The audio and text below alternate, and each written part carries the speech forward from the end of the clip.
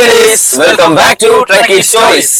അപ്പോ വിടാമുയർച്ചി, നമ്മുടെ സ്വന്തം തല അഭിനയിച്ചുള്ള വിടാമുയർച്ചി കണ്ടിട്ട് ഇറങ്ങിയുള്ളൂ. എനിക്ക് ഭയങ്കരമായിട്ട് ഇഷ്ടപ്പെട്ടു പടം. അതൊരു ഭയങ്കര ഇന്റർനാഷണൽ ഫീൽ കിട്ടിയ ഒരു സിനിമയായിരുന്നു. കാരണം അജിത്തിന്റെ കമ്പാരിറ്റീവ്ലി ലാസ്റ്റ് ഇറങ്ങിയിട്ടുള്ള തുനിവ് അങ്ങനെയുള്ള എല്ലാ പടങ്ങളും എടുത്ത് വെച്ച് നോക്കിയാലും ഒരു വെറൈറ്റി ജേണറിലുള്ള ഒരു സിനിമ തന്നെയാണ്. എനിക്ക് ഭയങ്കരമായിട്ട് ഇഷ്ടപ്പെട്ടു. നമുക്ക് അതിന്റെ ടെക്നിക്കൽ സൈഡ് ആയി തന്നെ പറയാം. കാരണം എല്ലാവർക്കും അപ്രീസിയേഷൻ അറിയിക്കുന്ന തരത്തിലുള്ള വർക്കാണ് ചെയ്ത് വെച്ചിട്ടുള്ളത്. നല്ല ഇന്റർനാഷണൽ സ്റ്റാൻഡേർഡുള്ള വർക്ക് തന്നെയാണ്. സോ ഡയറക്ഷൻ മകി തിരുമേനി. തടം എന്ന് പറഞ്ഞുള്ള സിനിമ കണ്ടിട്ടുള്ളവർക്ക് പുള്ളിനെ അറിയുണ്ടാവും. തടം അരുൺ വിജയ് നായകനായിട്ടുള്ള ഒരു സിനിമയായിരുന്നു. ഭയങ്കര എക്സ്പെരിമെന്റ് ആയിരുന്നു ആ സിനിമ. എനിക്ക് ഭയങ്കരമായിട്ട് ഇഷ്ടപ്പെട്ട സിനിമ തന്നെയാണ്. ആളുടെ വേറെ വർക്കുകളൊക്കെ ഉണ്ട്. അതിൽ ഏറ്റവും സുപരിചിതമായിട്ട് ഇറങ്ങുന്ന പലർക്കും കേട്ടാൽ മനസ്സിലാവുന്ന ഒരു സിനിമ എന്ന് പറഞ്ഞ തടം തന്നെയാണ്. അപ്പോ ആ വർക്ക് കണ്ടിട്ടുള്ളവർക്ക് അറിയാം ആളുടെ ഒരു കാലിബർ. അത് ഇവിടെയും നല്ല രീതിയിൽ തന്നെ ആള് അടിപൊളിയായിട്ട് ഡയറക്ഷൻ നിർവഹിച്ചിട്ടുണ്ട്. പ്രൊഡക്ഷൻ അവര് സുഭാസ്കരനൊക്കെ അവരൊരു പ്രൊഡക്റ്റ് ചൂസ് ചെയ്യുന്നുണ്ടെങ്കിൽ അതിന്റെ ക്വാളിറ്റി നമ്മൾ ലാസ്റ്റ് കണ്ടിട്ടുള്ളതിൽ എനിക്കിപ്പോ ആകെ ഒരു മിസ് ഔട്ട് ആയിട്ട് തോന്നിയിട്ടുള്ളത് ഇന്ത്യൻ 2 മാത്രമാണ്. അത് എന്തുകൊണ്ട് പോയി തലവെച്ച് എന്നുള്ളത് ശങ്കറായതുകൊണ്ട് അവരെ ആ ഒരു പേഴ്സണൽ റിലേഷൻ കാരണം കൊണ്ടായിരിക്കും. എന്തായാലും ഇതില് അത് പാളിയിട്ടില്ല.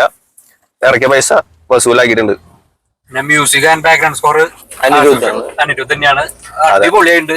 അതെ, എന്തോരം സിനിമയിലുമുള്ള ആളെ വർക്ക് കണ്ടിട്ടുണ്ടെങ്കിലും ഇപ്പൊ ഈ സിനിമ ഇറങ്ങുന്നതിന് മുൻപ് ഇറങ്ങിയിട്ടുള്ള സോങ്സ് ആണെങ്കിലും വിടാമുയർച്ചി എന്നുള്ള സോങ് ആണ്, സോണിയറ്റ സോങ് ആണ്, 2 സോങ് ആണെങ്കിലും ഭയങ്കര ഹിറ്റായി തന്നെയാണ്. കാരണം ഏതെങ്കിലും ഒരു മാസ്റ്റർ പീസ് ആണ് ഇട്ട് വെച്ചിരിക്കും. എല്ലാത്തിലും ഒരു ബെഞ്ച് മാർക്കുകൾ സെറ്റ് ചെയ്തിരിക്കും ഓരോ സിനിമയിലും. അപ്പൊ അനിരുദ്ധിന്റെ റെക്കോർഡ് ബ്രേക്ക് ചെയ്യാൻ അനിരുദ്ധ് തന്നെ വേണമെന്ന് പറഞ്ഞ പോലെ കിട്ടിലും പാട്ടുകൾ ആൻഡ് ബാക്ക്ഗ്രൗണ്ട് സ്കോർ പടത്തിന് ഒത്ത സാധനം തന്നെയാണ്. കാരണം അങ്ങനെ ഒരു വൈബിൽ പോണ ഒരു സിനിമയാണ്. അപ്പൊ അതിനനുസരിച്ചുള്ള ബാക്ക്ഗ്രൗണ്ട് സ്കോർ ഫിക്സ് ചെയ്യാനായിട്ട് സാധിച്ചിട്ടുണ്ട്. എന്തായാലും പടത്തിന്റെ സിനിമാറ്റോഗ്രാഫർ വന്നിട്ട് ഓം പ്രകാശ് ആണ്. കിടിലം. അതെ, സിനിമാറ്റോഗ്രാഫി ഒന്നും പറയാനില്ല, കിടിലം, അടിപൊളി വർക്കാണ്. ഭയങ്കര അതാണ് ആ സിനിമാറ്റോഗ്രാഫി കൊണ്ട് ആ കളർ ടോണും അതിന്റെ ആ ഡാർക്ക് ഷെയ്ഡ് പിടിച്ചിട്ടുള്ളൊക്കെയാണ് ഇന്റർനാഷണൽ ഫീൽ നമുക്ക് കിട്ടുന്നത് പറഞ്ഞത്. കറക്റ്റ് ഒരു നമ്മുടെ ഇന്ത്യൻ സിനിമ നമുക്ക് ഫീൽ ചെയ്യില്ല. അങ്ങനത്തെ ഒരു കിടിലം പരിപാടി. ഓൾറെഡി ഇന്റർനാഷണലാണ് പടം. അത് ഓൾറെഡി അസർബൈജാനിലാണ് ഫുൾ സ്റ്റോറി നടക്കുന്നത്. അതും 1 ഡേ സ്റ്റോറിയാണ്.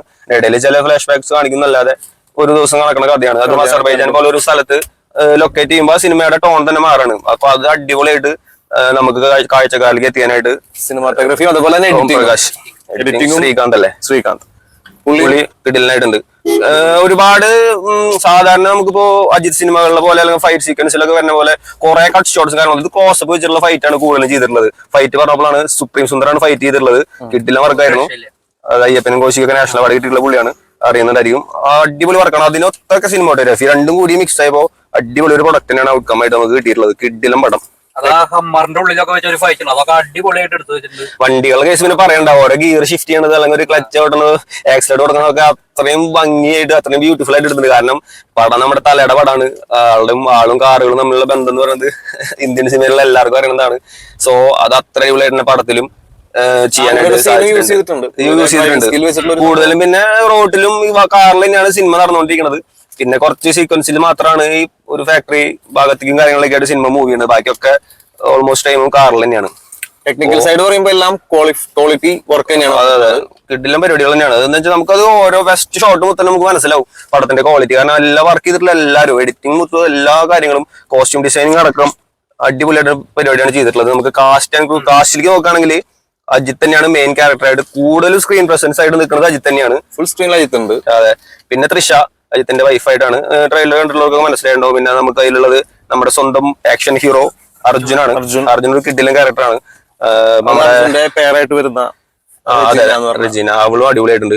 അർജുന വെറുതെ ലിയോയിൽ കൊണ്ടുവന്ന് കോമഡിയിലേക്ക് കൊണ്ടുപോയെന്നാണ് എന്റെ അഭിപ്രായം ഉണ്ടാവുന്നത് ലിയോ ഇറങ്ങിയ സമയത്ത്. അങ്ങനെ തോന്നിയിട്ടുണ്ടായിരുന്നു. കാരണം അതിനേക്കാളുള്ള അപ്പുറമായിട്ടുള്ള ഒരു കിടിലൻ ക്യാരക്ടർ ഇതില് മകി തിരുമേനി അർജുനെ വെച്ചിട്ട് ചെയ്തിട്ടുണ്ട്. പിന്നെ അർജുൻ നമ്മുടെ അജിത്തായിട്ടുള്ള കോംബോ എന്ന് പറയുന്നത് ഒരു അടിപൊളി പരിപാടിയാണ്. മങ്കാത്ത തൊട്ട് തന്നെ നമുക്ക് ഭയങ്കരമായിട്ട് രണ്ടുപേരും നമ്മൾ ഒരുമിച്ച് സ്ക്രീനിൽ വരുമ്പോൾ ഒരു ഇമ്പാക്ട് ഭയങ്കര വലുത് തന്നെയാണ്. അത് ഈ സിനിമയിലും നല്ല രീതിയിൽ യൂസ് ചെയ്യാനായിട്ട് ഡയറക്ടർക്ക് സാധിച്ചിട്ടുണ്ട്. ക്യാരക്ടർ വൈസ് സംസാരിക്കാൻ വെച്ചാൽ ഇത്രയും പേരൊക്കെ തന്നെയാണ് എടുത്തു പറയാനുള്ള ക്യാരക്ടേഴ്സ്. ബാക്കി ഒരുപാട് പേര് സിനിമയിൽ വന്ന് പോകുന്നുണ്ട്. കൂടുതലും ഈ ഫോറിൻ ആക്ടേഴ്സ് തന്നെയാണ്. ഈ അസർബൈജാനിൽ കഥ നടക്കുന്നതുകൊണ്ട് തന്നെ അവിടുത്തെ കുറെ ആക്ടേഴ്സും അവരുടെ ലാംഗ്വേജ് തന്നെയാണ്. മെയിൻലി അജിത്ത്, തൃഷ, ഫെമിലിയർ ആയിട്ടുള്ള ആളുകൾ. അവർക്കും ഈ പറഞ്ഞ റെജിനയ്ക്കായാലും നല്ലൊരു ക്യാരക്ടറാണ്. പിന്നെ ലാംഗ്വേജ് ഇഷ്യൂ വരുന്നൊന്നുമില്ല. കാരണം ഫുൾ അവിടെ നടക്കുന്നുണ്ടെങ്കിൽ കൂടുതൽ സബ് ടൈറ്റിലുകൊണ്ടും പിന്നെ ഇവര് കൂടുതലും തമിഴ് സംസാരിക്കുന്നതുകൊണ്ട് തന്നെ നമുക്ക് അണ്ടർസ്റ്റാൻഡിങ്ങിന്റെ ഇഷ്യൂ കാര്യങ്ങളൊന്നും ഇല്ല സിനിമയില്. അസർബൈജാൻ ലാംഗ്വേജ് സംസാരിക്കുന്നുണ്ടെങ്കിലും അതിന്റെ കൂടെ തന്നെ ഇംഗ്ലീഷും പറഞ്ഞിട്ട് അതിനുശേഷം അസർബൈജാൻ പറയുമ്പോൾ സബ് ടൈറ്റിലും കൊടുക്കുന്നുണ്ട്, അതുകൊണ്ട് ലാംഗ്വേജ് ഒന്നും വരുന്നില്ല. പടം പിന്നെ കാണാൻ നല്ലൊരു വൈബാണ്. കാരണം നമ്മൾ കുറെ അണ്ണന്മാര് നമ്മുടെ തമിഴ് മക്കൾ കുറെ പേരുണ്ടായിരുന്നു സിനിമയ്ക്ക്. നമ്മൾ രാവിലെ തന്നെ ഫസ്റ്റ് ഷോ ആണ് കണ്ടത്. അപ്പൊ ഏറ്റവും കൂടുതൽ എനിക്ക് ഉണ്ടായിരുന്നത് തമിഴ് ഇവിടെ വർക്ക് ചെയ്യുന്ന ആൾക്കാർ തന്നെയാണ് കൂടുതലും സിനിമ കാണാണ്ടായിരുന്നത് തോന്നുന്നു. അതുകൊണ്ട് തന്നെ ഹൗസ്ഫുൾ ആയിരുന്നു സിനിമ. അതിൽ ഭൂരിഭാഗം തമിഴ് ആൾക്കാരെന്നെ തോന്നുന്നു. കാരണം അതിന്റെ ഒരു വൈബ് സിനിമ തിയേറ്ററിൽ എന്തായാലും ഉണ്ടായിരുന്നു. കാരണം നമ്മൾ മോഹൻലാലിന്റെ ഒക്കെ സിനിമ, ലാലേട്ടന്റെ ഒക്കെ സിനിമ കാണുന്ന പോലെ നമ്മളെങ്ങനെ ആഘോഷിക്കുന്നോ അങ്ങനെ കിടന്ന് അല്ലറുണ്ടായിരുന്നു അവര്. നമുക്കതൊരു പോസിറ്റീവ് വൈബിന്റെ സിനിമയ്ക്ക് കാണുമ്പോൾ നമുക്ക് ഫീൽ ചെയ്തിട്ടുണ്ട് കേട്ടോ. അടിപൊളിയായിട്ടുണ്ട്. കഥയിലേക്ക് ഒരുപാട് നമുക്ക് ആഴ്ന്നിറങ്ങാനായിട്ട് സാധിക്കില്ല. കാരണം കുറെ ട്വിസ്റ്റ് ആൻഡ് ടേൺസ് ഒക്കെ ഉള്ള ഒരു സിനിമയാണ്. നമുക്ക് കൺഫ്യൂസിംഗ് ആയിട്ടുള്ള കുറെ എലമെന്റ്സ് ഉള്ള സിനിമയാണ്. കാരണം ഇത് എവിടെ പോയി നിൽക്കണത്, എന്താണ്, ആര് പറയുന്നതാണ് കറക്റ്റ്, എന്താണ് ഇതാണ് നമുക്കൊന്നും മനസ്സിലാവാത്തൊരു രീതിയിൽ ഫസ്റ്റ് ഹാഫ് ഇങ്ങനെ പോകും. അതില് അജിത്തിന്റെ ഒരു എന്താ പറയാ ഒരു ട്രാൻസ്ഫോർമേഷൻ ഉണ്ട്. അവിടെ തൊട്ട് നമുക്ക് സെറ്റാണ് പടം. സെക്കൻഡ് ഹാഫിലാണ് വരുന്നത്. അതെ, സെക്കൻഡ് ഹാഫിലാണ്. അതൊന്നുമില്ല, ഒരു അങ്ങനത്തെ ഒന്നുമില്ല. ഒരു സാധാരണക്കാരനായിട്ടുള്ള ഒരു ഹസ്ബൻഡ്, പുള്ളിക്ക് ഉണ്ടാവുന്ന ഒരു ഇഷ്യൂ അല്ലെങ്കിൽ അവരുടെ ഫാമിലിക്ക് ഉണ്ടാവുന്ന ഒരു ഇഷ്യൂ. പക്ഷെ അത് എന്ത് തരം ഇഷ്യൂ ആണ്, അത് എങ്ങനെ ഉണ്ടായിട്ടുള്ള ഒക്കെ ഭയങ്കര കൺഫ്യൂസിംഗ് ആണ്. നമുക്കൊന്നും മനസ്സിലാവാത്ത രീതിയിൽ ആദ്യം കൊണ്ടുപോയിട്ട് സെക്കൻഡ് ഹാഫിലെല്ലാം നമുക്ക് നല്ല ക്ലാരിറ്റി ആയിട്ട് കിട്ടും.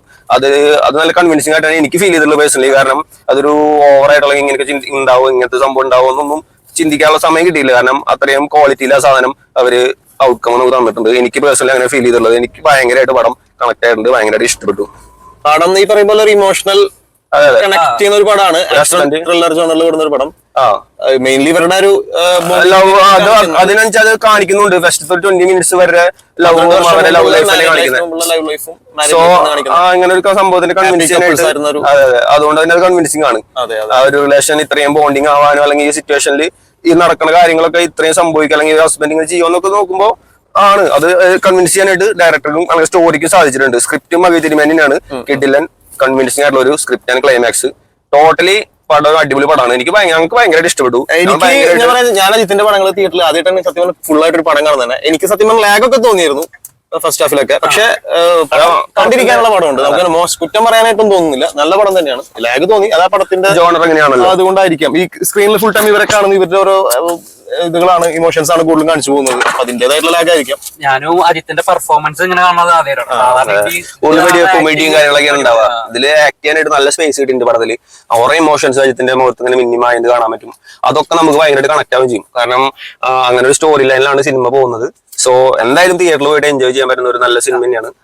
അജിത്തിന്റെ പെർഫോമൻസ് വൈസ് ആണെങ്കിലും മാത്രമല്ല എല്ലാവരും തൃശ്ശ ആയിക്കോട്ടെ, അർജുന ആയിക്കോട്ടെ, റെജീന ആയിക്കോട്ടെ, എല്ലാവരും റെജീനയൊക്കെ നല്ല ഗംഭീര പെർഫോമൻസ് ആണ്. അതെ, ഫസ്റ്റ് ഹാഫിൽ തന്നെയാണ് റിവീൽ ചെയ്യുന്നത്. ടെക്നിക്കൽ അങ്ങനെ ഒരു ഭയങ്കര സൗണ്ട് ആയിട്ടുള്ള സിനിമ കാണണമെങ്കിൽ കണ്ടോളൂ. So bye from trucky stories.